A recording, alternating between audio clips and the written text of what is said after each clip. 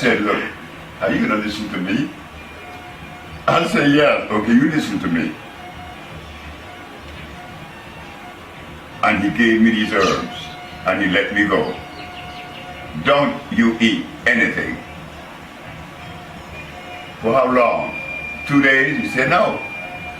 90. I said, man, this man is crazy. This man's out of his mind. 90 days? How could I live? He said, how could you live? He said, okay, just put it into perspective. You've been eating rice, beans, hog, and chicken. You've been eating lamb. These things are poison.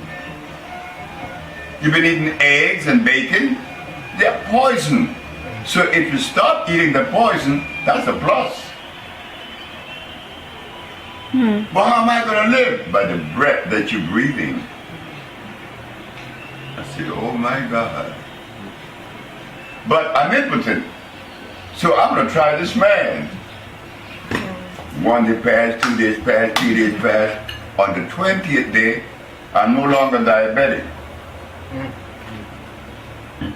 On the 57th day, I'm no longer impotent.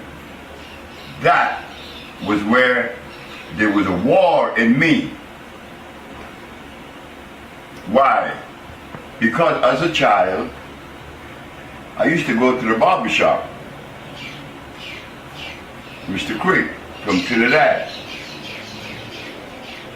And these men would talk about eggs and wine for sexual virility. But naturally, I'm a young boy. I'm listening to these grown-ups. I'm going to be influenced by what they say. Come to find out, that was never true. But I grew up with that particular way of life. Now it's 57 days I've not eaten, and I woke up and my penis is standing up straight. So now, I want to really understand this. And I did, because the body was able to drain the plaque that has been accumulating over those 30 years. And I was totally unaware of it. And that is the one disease. There never been two diseases in the world. The one disease is inflammation. And it is acquired by the things that you eat. What you eat will determine how you live, how you behave, how you even relate to you. What you eat. Look, I gave a speech in D.C., and this brother named John Claude T. He called himself the bicentennial poet, spent many years in Australia. So he came to hear me talk, and when I was finished with the lecture, he said, if you don't watch the things you eat, the things you eat will soon eat you. Wow. Wow. I said, wow. Is that what you got from the lecture? He said, that's right. And that's what you said. And it's true. You see, the goal is what? Live. The goal is peace. Internal peace. Yes. You want that peace. Yes.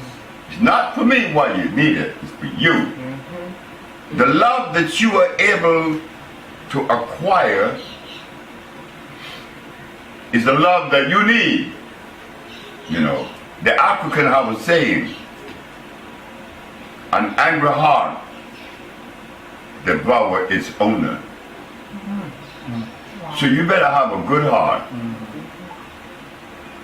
for you to live long.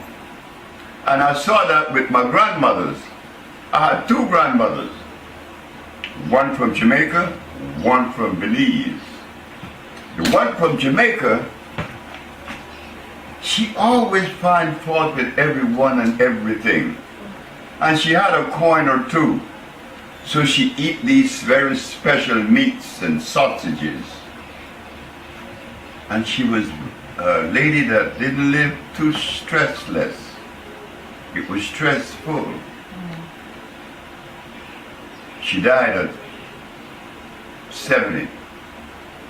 The grandmother that slept on the floor, and I slept on the floor with her, because that's all we had. We didn't have a mertaba in a bed. So that grandmother lived to see 100. And she was a happy woman, Mama here.